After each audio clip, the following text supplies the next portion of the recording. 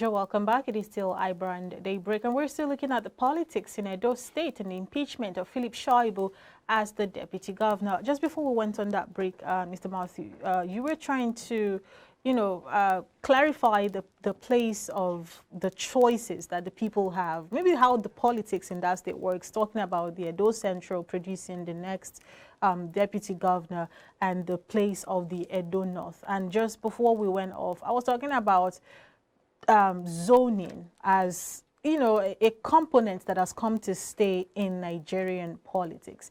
With your last submission, you did mention that there could be other people in other zones who are viable enough to occupy certain positions, but because we're looking at other zones or the zoning structure thingy, does it give us the space, the liberality that we need to actually properly harness the human capital that we have as it regards political offices in Edo State, because that's what we're focusing on today, and even in Nigeria as general? If we continue to say because the North has been in power for the last 8 years, it is the turn of the East or the turn of the South, how does that help get the right persons fit for the right office? And do you think that that has contributed to the lacuna that we've had to deal with in the political space generally?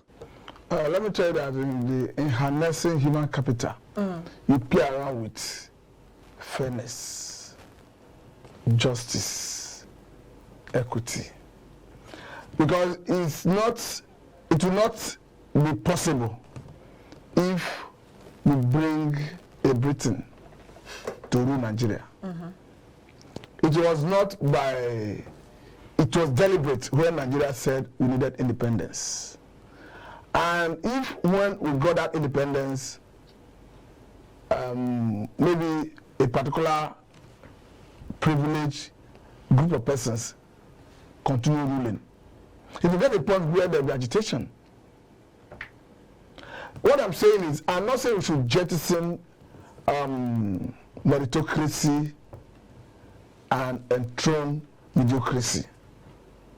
What I'm saying is, even in the face of trying to ensure that the position goes round, I don't think there's any part of the country where you don't have people who are competent. I agree with you that it may rub off of some persons who may be more competent to get one position at one point in time or the other. But in order to have a peaceful existence in the society, I think it's often better we even entrench what we are looking at in the Constitution. Don't forget that before now, even the Jonathan administration tinkered with the idea of rotational presidency. So that this conversation, fighting, which zone should produce the president, at one point should a particular zone come in, would have been dealt with. So for me, I think I agree with you. It will, no doubt, rob off some persons of their due when it comes to competition. Because I think if position were to be given on the basis of competition, I don't think most of the governors would have gotten it. When I mean competition, I'm not saying in terms of weight, in terms of your managerial acumen, your intelligence, maybe let's say an aptitude test. So I don't think most people who have an authority will be there. But I think there are so many other factors that play out when it comes to choosing a leader. That's why you have platform through which you can sponsor candidates. Don't forget that you cannot even come in as an independent candidate for now in our democracy. You must be sponsored by a political party. And the political parties themselves have their own internal mechanism, law guiding them. So you must conform with all this for you to rise to the position of either the governor, the presidency, or the deputy governor, as the case may be. All right, so while still keeping to the rules of engagement or the policy in that party, and also tinkering with the idea of harnessing human capital, is it in the place of equity, fairness, and justice for the next governor of Edo State to emerge from the Edo Central? I'm not saying it's compulsory. That will depend on the electorates who will file out to vote in the general election.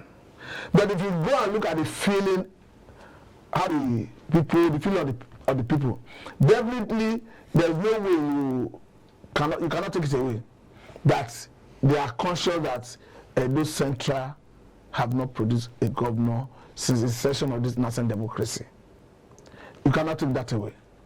However, when it comes to election, it was not by coincidence that you have a PDP zero their candidacy to Edo Central. You have APC choose their candidate from Edo Central. Because they are looking at the feeling from the electorates. Because nobody wants to, it's like swimming against a flowing water. You will find it difficult. So, choosing a candidate from area of popular demand place you at a very high probability of winning the election. All right, so the electorate, the will of the electorate takes... But this, what I'm saying, does not take away the right of a Shaibu to contest. I know where I'm going with my statement.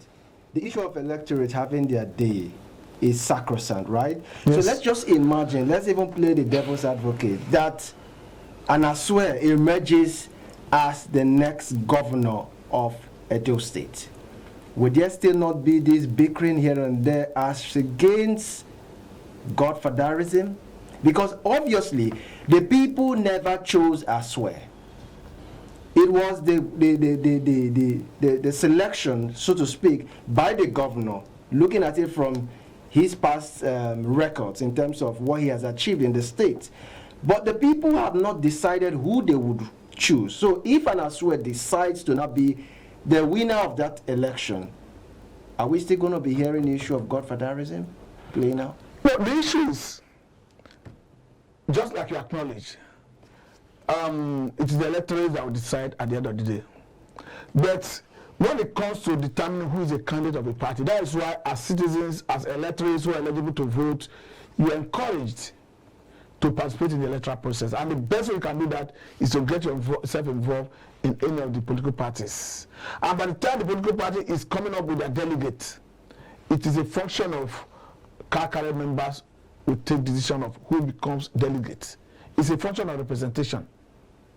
So when the delegate file out to decide who becomes the candidate of the party, it's assumed that the whole party took that decision because the electorate came from delegates, won the election to become delegate by vote of the whole members. That notwithstanding, there's a provision if the party is not satisfied by direct primary. The indirect primary, I mean to say, there's a provision that can make the party adopt direct primary, where you allow all candidate members of the party to come and decide who becomes the candidate of the party. So what I'm saying is, you cannot start questioning whether it was a candidate made through godfatherism, perhaps because the person was not chosen by the generality of the public. Democracy didn't start here. Even in America, you have a representative, you have, even after the general election in America, you have issue of, Congress voting? No, it's not Congress. There's another voting after the general election, where a smaller percentage of the population will decide who becomes the president. All right, so just before we wrap up, because we're pressed for time now, just answer this question in less than a minute. There is this... I was talking about electoral college. Okay, so now this issue about Segun Sowunmi, being disappointed, showing his disappointment over the fact that some persons who are considered as party founders, I'm talking about Obasanjo and, of course, Goodluck Jonathan, have kept mute, according to him, as regards the internal wrangling going on within the party. What's your view as regards that? I think as individuals, at any point in time, you have the right to determine what you want to do, who you want to associate with, and who you do not want to associate with. Don't forget that Obasanjo in particular, at a point, decided to be apolitical, and he, I think, tore his party membership card of PDP. Right. Then look at Jonathan. In the build-up to 2022 election, you see that he stood aloof. He was undecided. At a point, it was even touted that he was to contest under the platform of APC. So I think what is playing out is, at the point when you find yourself in that status, they see themselves as more of more of stakeholder statement rather than being political. Okay, so elder statement, but of course, recently we saw him coming out, Obasanjo coming out to show his interest as regards whom he feels is worthy enough to take that seat. I'm talking about Peter Obi. So where is his place as against being an elder statesman? But I think you heard me well. When I said as an individual, you have right to decide who to associate with and what to do at any particular. Does that mean he's still not a member of the PDP, or he's still standing on the fence as a case? It's not a record that he have returned to PDP. Then I was standing. As an individual, you have right to decide who to support in an election. Quickly, just as we round off, let's take it back to where we started from. Philip Shaibu has been impeached, and that remains a fact. However, with the question on the lips of many Nigerians is the process through which this impeachment happened. Is it legitimate? Is it constitutional? Also, Philip Shaibu is a citizen of Nigeria and therefore reserves the right to contest for any political office, which is what he did, and is part of the claims being made by the Edo State House of Assembly for impeaching him. He contested. It is not strange. This will not be the first time we'll be hearing a deputy governor vying for the office of the governor. What is different with what Philip did? And yes, back to the first question, is it even properly done, his impeachment? Is this the right way it should have come? Himself has said he's going to challenge the process, but unfortunately, even if we challenge it and get justice, it may have been overtaken by events when he will eventually get justice. We have seen in the past where a governor was impeached after so many years, even after another governor have assumed office. The court will reverse the process. Particularly in some cases, the court will tell you that the governor was not properly served the impeachment notice. But I think at best, what the person will get is the benefit that would have eluded him if he didn't get the impeachment reversed. Not that he's coming back to the office. All right. Thank you so much, Matthew, for coming on the show today. We really appreciate your time. It's been very dramatic in the political space, in the PDP, actually, for a very long time now. Maybe one day we'll get the opportunity to look at the internal wranglings in the several political parties. Labour Party is not exempt. They are currently, yes, dealing with so much crisis right now. And the APC seems to be, but they have their own issues as well. We don't want to delve into all that. So maybe one of these days we'll get the opportunity to look at the wranglings in the political parties in Nigeria, especially with the off-cycle elections very close by. Thank you once again, Matthew, for coming on the show. We appreciate your time. It is still iBrand Daybreak. This is where we end it on this segment, but we're not wrapping up, not until we've brought you social media buzz with the beautiful Deborah. Do stay with us.